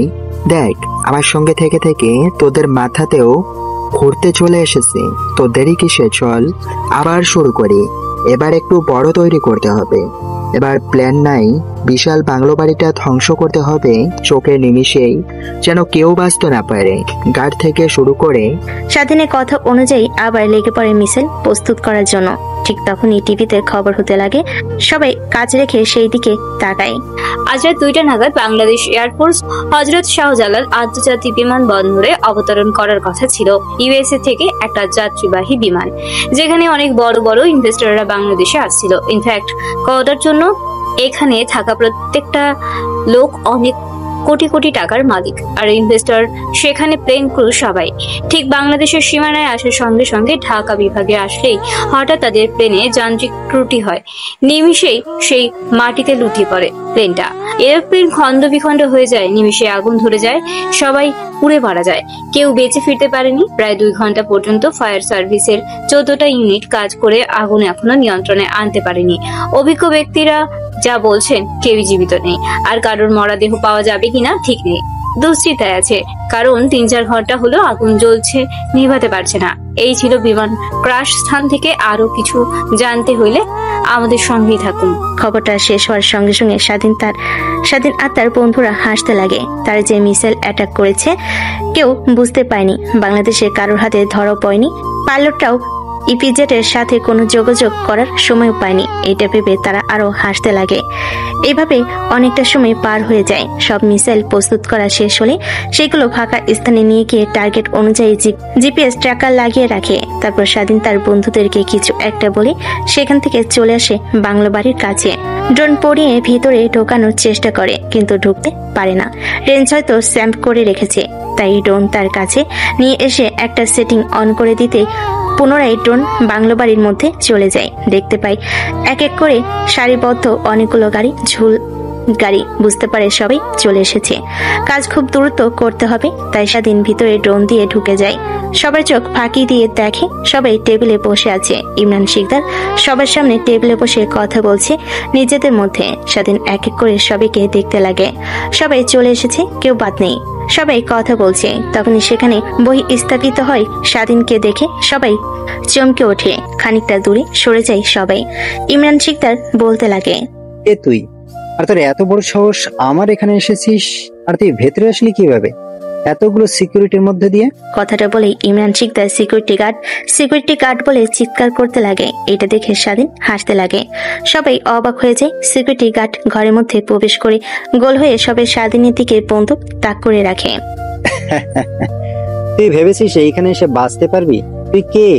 মরে যাওয়ার আগে অন্তত সত্যি কথা বলে যা। কে মারা যায় সেটা না হয় কিছুক্ষণ পরেই জানতে পারবি। আর আমি হলাম তোর জম, তোকে রাস্তায় নামিয়েছে যে। ভেবেছিলাম তোকে খুঁজে বের করতে আমার অক্লান্ত পরিশ্রম করতে হবে। তোকে বের করার জন্যই দেখ সব মন্ত্রীদের আর বড় বড় কর্মকর্তাদের একত্র করেছি, আর তুই কিনা আমার এখানে চলে এসেছিস। ভেবেছিলাম তুই অনেক বুদ্ধিমান, কিন্তু অনেক বোকা দেখছি তুই। তুই একা এসেছিস, আমার সঙ্গে লোক দেখ, তোর হাতে কিছুই নেই, আর সেইখানে আমার ছেলে আর লোকদের হাতে দেখ বড় বড় রাইফেল। একটা ট্রিগার চাপ দিলেই তুই দুনিয়ার মায়া ত্যাগ করবি। কে দুনিয়ার মায়া ত্যাগ করবে এটা একটু পরেই জানতে পারবে। আর আপনাদের বলছি, আপনারা এত প্রভাবশালী আর সরকারের উচ্চপদস্থ কর্মকর্তারা, আপনারা সমাজ কিভাবে ধ্বংস হতে কিভাবে দেখতে পারলেন? মানুষেরা সবাই আপনাকে অনেক সম্মান করে, ভালোবাসে, অনেক বিশ্বাস করে, আর আপনারাই কিনা এসব পাপ কাজ আর দুর্নীতির সঙ্গে জড়িত। আমি জানি আপনাদের মুখোশ টেনে খুলে দিলেও অনেক মানুষ বিশ্বাস করবে না, তাই দুনিয়ার মায়া ত্যাগ করাটাই হবে আপনাদের জন্য উচিত। আমার জানা মতে এখানে সবাই চলে এসেছে। বাংলাদেশে আর কেউ নেই যারা দুর্নীতি করে। এখন মৃত্যুর জন্য কাউন্টডাউন শুরু করছি, আর ওই পারে গিয়ে ভালো থাকবেন সবাই। জানি যে অপকর্ম করেছেন, কেউ ভালো থাকবেন না, তারপরেও দোয়া রইল। স্বাধীনের কাউন্টডাউন শুরু হতে চারপাশ থেকে স্বাধীনকে গুলি করতে লাগে। নিমিষে ধোয়ার মিশে যায় সবাই। অবাক হয়ে খানিকটা ভয় পেয়ে যায়। কিছু বুঝে ওঠার আগে চারিদিক অন্ধকার হয়ে বিকট শব্দ হয়, বিস্ফোরণ হয়। কেউ বুঝতে পারে না, চোখের নিমিষেই সেই পূর্ব বাংলা বাড়িটা তছনছ হয়ে যায়। যেন একটা পিঁপড়ার বাঁশের উপরে মানুষের পাড়া দিয়ে ভেঙে ফেলে দিলে যেরকম হয়, নিমিষে চারিদিক থেকে মানুষ দৌড়ে বের হয়ে আসে। পুরো বাংলো বাড়ির এই অবস্থা দেখে পানি দিয়ে নেভানোর আপ্রাণ চেষ্টা করতে লাগে। ফোন দিলেও তা রিসিভ করে না। সবাই প্লেনের আগুন নিভাতে ব্যস্ত। দেখতে দেখতে আগুন লেগে সব পুড়ে ছারখার হয়ে যায়। স্বাধীন গাড়ি নিয়ে তার বন্ধুদের কাছে চলে আসে। যাক, আজকে আমাদের স্বপ্ন পূরণ হয়েছে। সব শেষে দেশটা আজকে যেন শান্তিভাবে নিঃশ্বাস নেবে। আমাদের কাজ শেষ, কখনো দরকার পড়লে আবার এই ভয়ঙ্কর রূপে ফিরবো। কি বলিস তুই? কাজ শেষ এটা বললে ভুল হবে।